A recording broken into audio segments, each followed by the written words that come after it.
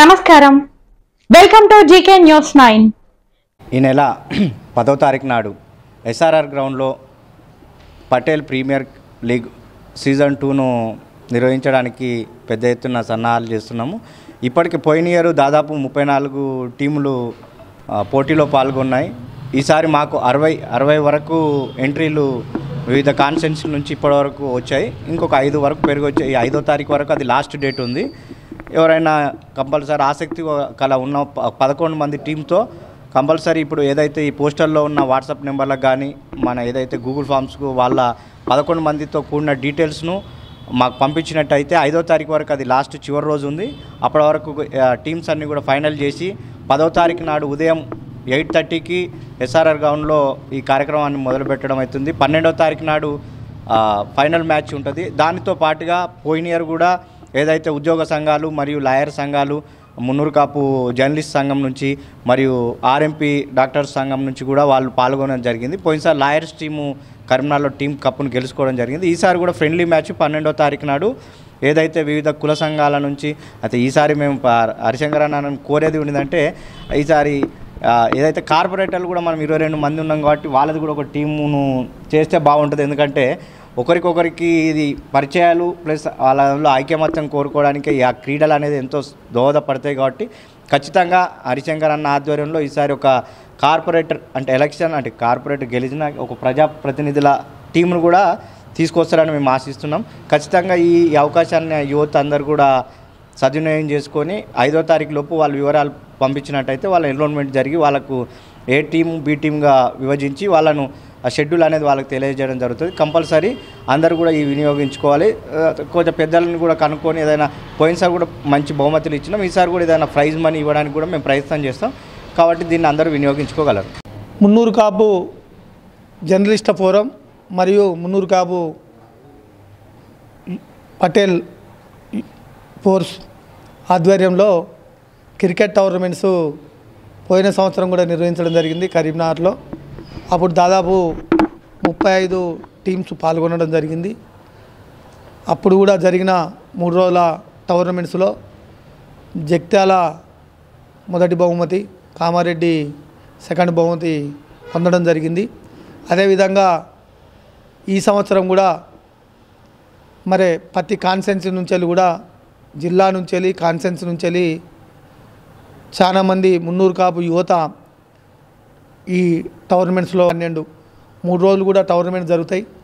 ఈ టోర్నమెంట్స్ మున్నూరు కాపు జర్నలిస్టుల ఫోరం రాష్ట్ర అధ్యక్షులు కొత్త లక్ష్మణ్ పటేలు, మరి ఇక్కడ జిల్లా బాధ్యులు, అదేవిధంగా యూత్ ఫోర్స్ వాళ్ళు ముఖ్యులు కూడా పాల్గొని ఈ టోర్నమెంట్ను కూడా విజయవంతం చేసేందుకు కృషి చేస్తున్నారు.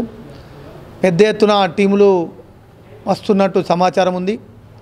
టోర్నమెంటు స్టార్టింగ్ రోజు కూడా కేంద్ర మంత్రివర్యులు బండి సంజయ్ కుమార్ గారు, స్థానిక శాసనసభ్యులు మాజీ మంత్రివర్యులు గంగుల కమలాకర్ గారు, అదేవిధంగా రాష్ట్ర విప్ ఆది శ్రీనివాస్ గారు, అదేవిధంగా మున్నూరు కాపు రాష్ట్ర నాయకులు కూడా పెద్ద ఎత్తున 10వ తారీఖు నాడు వాళ్ళు టోర్నమెంటు ప్రారంభానికి విచ్చేస్తున్నారు. ముగింపుకు కూడా రావడం జరుగుతుంది. ఈ టోర్నమెంట్స్లో మున్నూరు కాపు యువతనే 11 మంది మున్నూరు కాపు యువత టీములుగా ఏర్పడి ఇతపై 50 నుంచి 60 పైన టీమ్స్ వచ్చేందుకు కూడా మాకు సమాచారం ఉంది. కాబట్టి దీనిలో మున్నూరు కాపు యువత టీములుగా ఏర్పడి ఈ టోర్నమెంట్లో పాల్గొనాలని కోరుకుంటూ ఈరోజు క్రికెట్ టోర్నమెంట్కు సంబంధించిన పోస్టర్ను కూడా ఆవిష్కరించడం జరిగింది. ఈ కార్యక్రమంలో మున్నూరు కాపు జర్నలిస్టుల ఫోరం రాష్ట్ర అధ్యక్షులు కొత్త లక్ష్మణ్ పటేల్ గారు, అదేవిధంగా జిల్లా అధ్యక్షులు శ్రీనివాస్ గారు, సెక్రటరీ రామ్ గారు, కరీంనగర్ జిల్లాకు సంబంధించిన మున్నూరు కాపు పెద్దలు కూడా అందరూ పాల్గొన్నారు. అదేవిధంగా జర్నలిస్టుల ఫోరం, యూత్ ఫోర్స్ కూడా నాయకులు అందరూ కూడా పాల్గొనడం జరిగింది. ఈ టోర్నమెంట్ 10 నుంచి జరిగే ఈ టోర్నమెంటును మున్నూరు కాపు యువత అంతా వినియోగించుకొని పాల్గొని విజయవంతం చేయాలని కోరుచున్నాను. నవీన్ ఉన్నది ఇగో అంత ధైర్యం సార్ రాండి మీరు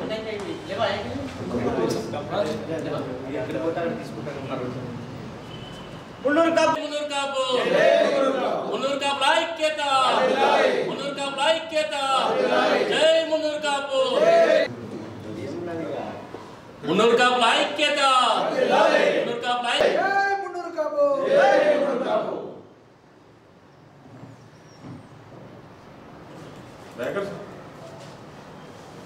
జై మున్నూరు కాపు జై మున్నూరు కాపు మున్నూరు కాపు ఐక్యత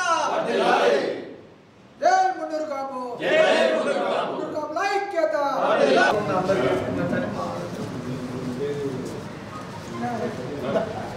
తినాలదా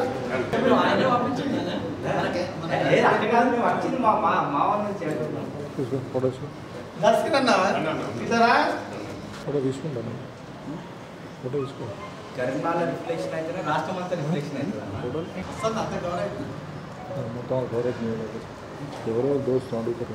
ఈ వీడియో మీకు నచ్చినట్లయితే లైక్ బటన్ క్లిక్ చేయండి. మరిన్ని వీడియోలను పొందడానికి దయచేసి సబ్స్క్రైబ్ చేయండి.